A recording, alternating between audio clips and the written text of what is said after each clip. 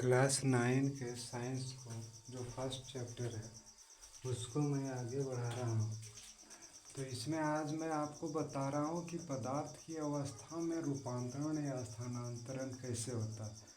पहले भी बताया कि ठोस कैसे द्रव में बदलता है, द्रव कैसे गैस में बदलता है। तो उसमें जो दो प्रमुख फैक्टर बताए थे उसमें तापमान है। तो आज तापमान से रिलेटेड है कि ठोस को यदि गर्म किया जाए, ठीक है, तो वह द्रव में बदलता है।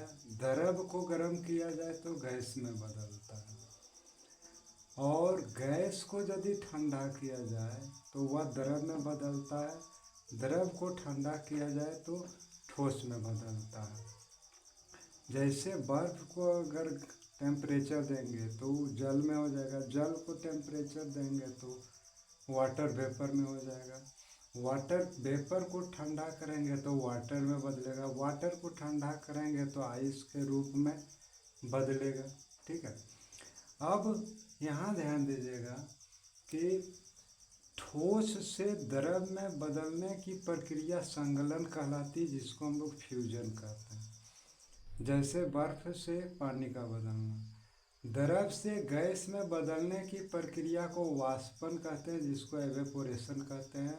जैसे पानी का भाप में बदलना, गैस का द्रव में बदलने की प्रक्रिया को संघनन कहते हैं, इसको अंग्रेजी में कंडेंसेशन कहते हैं।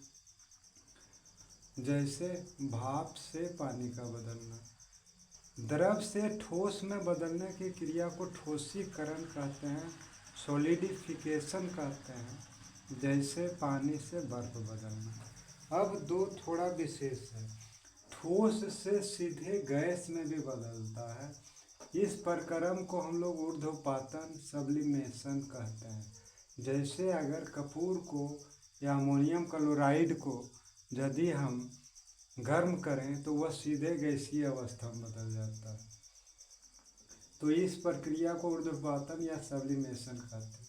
और गैस को यदि ठंडा किया जाए, सभी गैसों को नहीं, कुछ गैसों को यदि ठंडा किया जाए तो सीधे ठोस के रूप में बदल जाता है। जैसे आप लोग कार्बन डाइऑक्साइड मंच पर देखते होंगे, तरह तरह का धुआं जैसा निकलता है, वो ठोस कार्बन डाइऑक्साइड होता है। यदि उसको उचित टेम्परेचर दिया जाए तो वह सीधे गैस में बदल जाता है।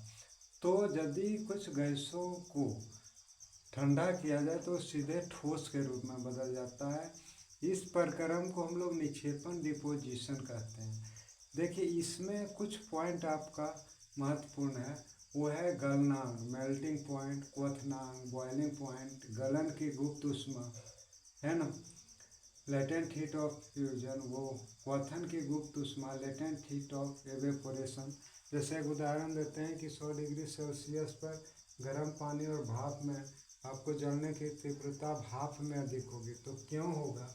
ये सब कल मैं गलनांक, क्वथनांक, गलन की गुप्त ऊष्मा और क्वथन की गुप्त ऊष्मा को कल के वीडियो में मैं आपके लिए लाऊंगा। प्लीज़ लाइक और सब्सक्राइब कीजिए।